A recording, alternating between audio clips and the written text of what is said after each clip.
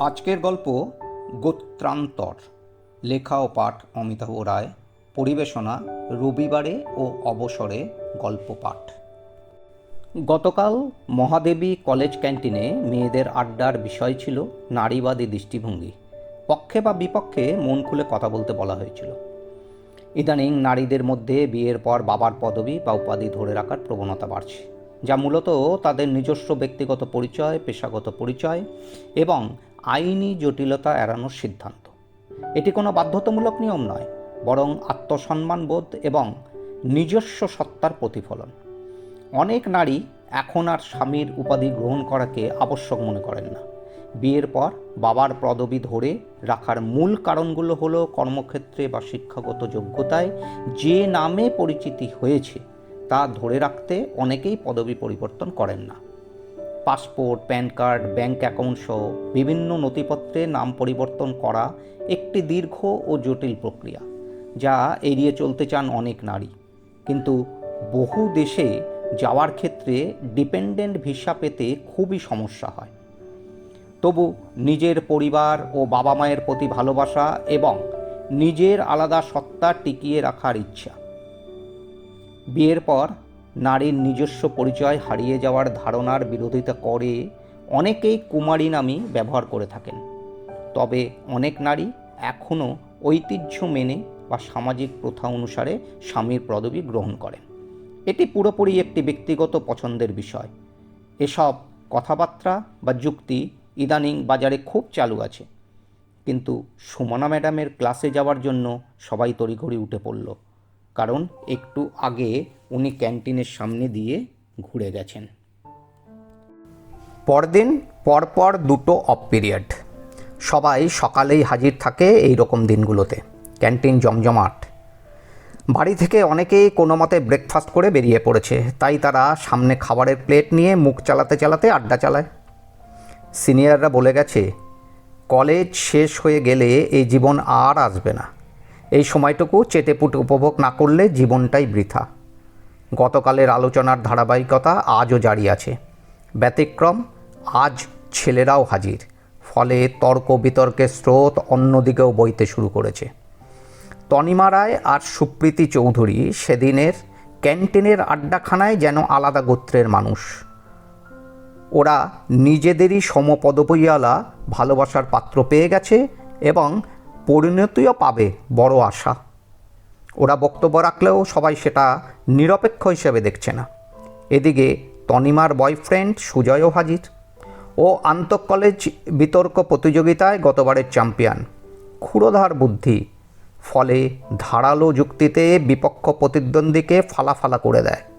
সবাই বলে ওর ইংরেজিতে অনার্স না নিয়ে আইন নিয়ে পড়া উচিত ছিল। তবে প্রতিযোগিতা ছাড়া ও কখনো ন্যায়ের বিপক্ষে যায় না, কিন্তু অন্যায়ের পক্ষে কেউ সওয়াল করলে তাকে ঠান্ডা মাথায় বুঝিয়ে ছাড়ে। দিনের শেষে সবাই মেনেও নেয় ওর কথা। আজকেও সুকন্যা গতকালের রেস ধরে বলতে আরম্ভ করলো, পারিবারিক হিংসা আইন 2005 বা যৌতুক ও বাল্যবিবাহ প্রতিরোধ আইন 2018 খুব কড়াভাবে চলছে। কর্মক্ষেত্রে যৌন হয়রানি রোধে পস অ্যাক্ট 2013, 1976 সালের আইন অনুযায়ী নারী ও পুরুষের সমান পারিশ্রমিক বা সাইবার সুরক্ষা আইন 2023-24, অনলাইন হয়রানি রোধের জন্য সর্বোচ্চ আদালতের সিদ্ধান্ত দেখে মনে হয় যেন নারীরা এই দেশে পুরুষের সাথে সমানভাবে পা ফেলার অধিকার পেয়ে গেছে। কিন্তু দেখো, বিয়ের পর ছেলের বাড়ি থাকতে গিয়ে নিজের বাপের বাড়িটা আর নিজের বাড়ি থাকবে না। তাদের পদবি নিয়ে চলতে হবে। তবুও আমরা কি সমান অধিকার পেয়ে গেছি? টেবিলের ওপারে তিতি উত্তেজনায় চেয়ার ছেড়ে দাঁড়িয়ে উঠে বলল, তার উপর বাপের বাড়ি যাওয়া বা ফিরে আসার দিনক্ষণ সব শাশুড়িমা ঠিক করে দেবেন। নাইট শোয়ে, সিনেমা বা অন্য কোনো কারণে রাত্রি হয়ে গেলে হাজারো কৈফিয়তের কারণে আনন্দটাই মাটি হয়ে যায়। চাকরির কারণে কলকাতা শহরেরও নতুন করে ফ্ল্যাট বা বাড়ি কেনা যাবে না, কারণ পৈতৃক বাড়ি ছেড়ে শাশুড়ি শ্বশুর যাবেন না। আবার ছেলে বৌমাকেও আলাদা থাকার অনুমোদন দেবেন না। সবচেয়ে বড় কথা, ওনাদের ধারণা থাকে যে একই পদবি না হলে নাকি পরিবারের সদস্য হওয়া যায় না। মেয়েরা কেউ ঘাড় নেড়ে, আবার কেউ বা হাততালি দিয়ে সমর্থন জানালো। সুজয় বাদে অন্য ছেলেদের মাথায় কিছু যুক্তি থাকলেও গুছিয়ে বলার সামর্থ্য নেই। সবাই সুজয়কে কিছু বলতে বলল। তিথি একটু মুখ বেঁকালো বটে। আসলে কোনো বিতর্ক প্রতিযোগিতায় কোনো দিনই ও সুজয়কে টপকাতে পারেনি। সুজয় খুব ধীরে শুরু করলো। পিতৃতান্ত্রিক বা মাতৃতান্ত্রিক যে সমাজই হোক না কেন, সব কিছুর পেছনে বৈজ্ঞানিক ব্যাখ্যা যদি থাকে তবে তা সবার পক্ষে মেনে নেওয়া সহজ। যখন এই ব্যাখ্যা ছিল না, তখন ধর্মীয় মোড়কে এই কথাগুলি বলা হতো। ঋষিবাক্য অমোঘ, ঋষিবাক্য অলঙ্ঘন করা যাবে না, এটাই ছিল প্রত্যেকের ধারণা। সনাতন মার্গেরা চিরকালই ঋষিবাণীকে অব্যর্থ বলে মেনেছেন।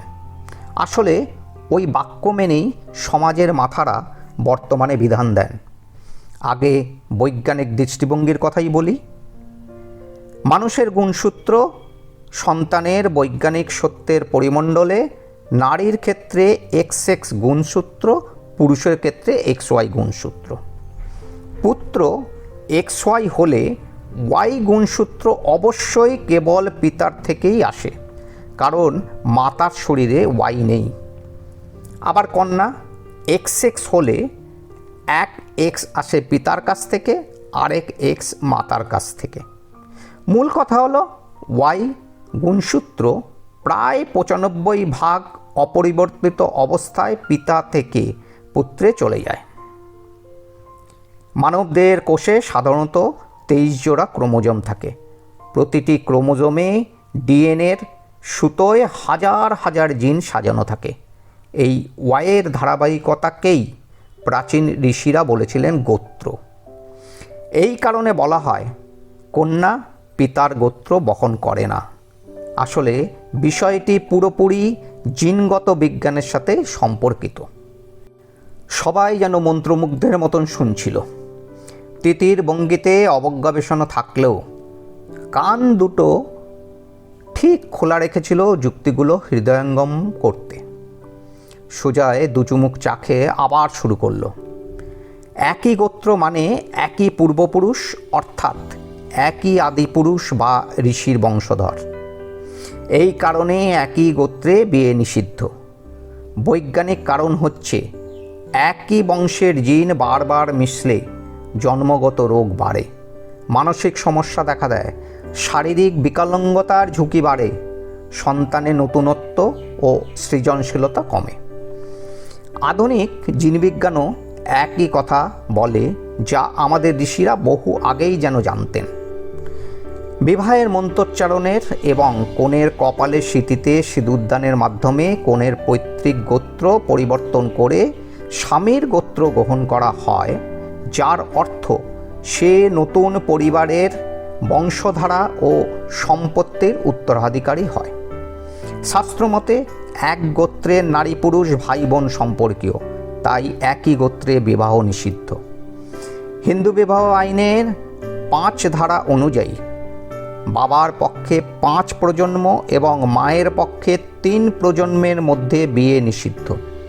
অবশ্য যদি কনের বা বরের পরিবারে বংশানুক্রমিক কোনো বৈধ প্রথা থাকে যা এই সম্পর্ক অনুমোদন করে, তবেই তা বৈধ বলে গণ্য হবে। আইন লঙ্ঘন করে সপিণ্ড বিবাহ করলে 1 মাস পর্যন্ত কারাদণ্ড বা 1000 টাকা পর্যন্ত জরিমানা বা উভয়ই হতে পারে। মেয়েদের মধ্যে অনেকেরই নিজের মনে তৈরি করা বিশ্বাস দোলাচলের মধ্যে পড়ে গেল। সুজয় আবার বলল, এই যেমন কথ্য ভাষাতে কন্যাদান করা হয়, কিন্তু কন্যাদান মানে কন্যাকে দান নয়। এর মানে বিবাহের মাধ্যমে কন্যাকে নতুন গোত্রে প্রবেশ করানো। কারণ কন্যার শরীরে পিতার গোত্রের ওয়াই নেই, স্বামী তাকে নতুন গোত্রে স্থান দেন। এই কারণে বিবাহের পর স্ত্রী স্বামীর বংশধারার বাহক হন। বিবাহের মাধ্যমে 7 জন্মের সম্পর্ক তৈরি হয়, তারও বৈজ্ঞানিক সত্যতা আছে। পুত্রে পিতার গুণ 95% পর্যন্ত অবিকৃত থাকে। ফলে বংশে পিতৃপুরুষের জিন বারবার জন্ম নেয়। তাই বলা হয় 7 জন্মের সঙ্গী। আমরা পিতৃপুরুষকে শ্রদ্ধা করি কারণ সেই একই জিন আমাদের ভিতরে বয়ে চলে। বৈদিক সংস্কৃতি ও জিনবিজ্ঞানের এই মিল সত্যি বিস্ময়কর। আজকের আধুনিক জিনবিজ্ঞান যা বলছে, বৈদিক গোত্র ব্যবস্থা 1000 বছর আগেই সেই সত্য জানিয়ে দিয়েছে। যে কোনো বিবাহিত মেয়েই আইন অনুসারে তার বাবার পদবি রাখতেই পারে, তাতে তাদের পদবি একই থাকে, কিন্তু গোত্রের যে পরিবর্তন হয় তাতে কেউ অস্বীকার করলেও আইন আর ধর্ম এখানে সহমত পোষণ করে। আরেকটা দিকে বর্তমান প্রজন্মের এই মেয়েরা কি তাদের মায়েদের এই প্রশ্ন করে যে কেন তার নিজের বাবার পদবি নিয়েই তিনি চলেননি? যুক্তিতর্কের বাইরেও একটা আবেগ থাকে। তাকে দমিয়ে দিতে সুজয় নারাজ। তার যুক্তি সবার মধ্যে বিশ্বাসযোগ্য হয়ে থেকে যাক, এটাই তো চায়।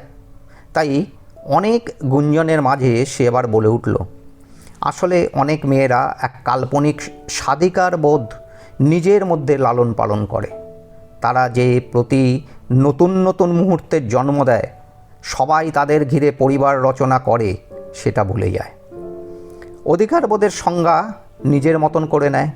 এই যেমন একটা বাড়ি স্বামীর পয়সায় কেনা হলে মেয়েরা যদি অধিকারবোধে বাড়িটা যৌথ নামে করতে জোর করে, তবে তারও আর্থিকভাবে সমপরিমাণ বা প্রয়োজনীয় পরিমাণে টাকা দেওয়া উচিত। মেয়েরা যদি বিয়ের পর বাপের বাড়িতেও থাকে, তাতে তাদের পদবি এক রাখলেও গোত্র কিন্তু পরিবর্তিত হয়ে যায়। শুধু বাবাকে পুরুষ হিরো রাখলে স্বামী বেচারা পুরুষ বা হিরো হওয়ার কোনো সুযোগই যে পাবে না। এই যে আমাদের সুমনা ম্যাডামকে আমরা তার পড়াশোনার জন্য কত শ্রদ্ধা করি। উনি তো আমাদের থেকে বয়সে খুব একটা বড় নন। উনি তো দুজনকেই সম্মান দেখাতে দুজনেরই পদবি ব্যবহার করেন। বর্তমানে সবার ম্যারেজ সার্টিফিকেট আছে, কাজেই কেউ পদবি না পাল্টালেও হিন্দু শাস্ত্র মতে বিবাহিত মহিলাকে ধর্মীয় বা পারিবারিক অনুষ্ঠানে স্বামীর গোত্রই ব্যবহার করতে হবে। আজ অতিথি যেন অঘোষিত বিতর্ক প্রতিযোগিতায় হেরে গেল, তবে মনে মনে অনেক ব্যাখ্যারই সত্যতা স্বীকার করে নিল। আজও সেই সুমনা ম্যাডামেরই ক্লাস।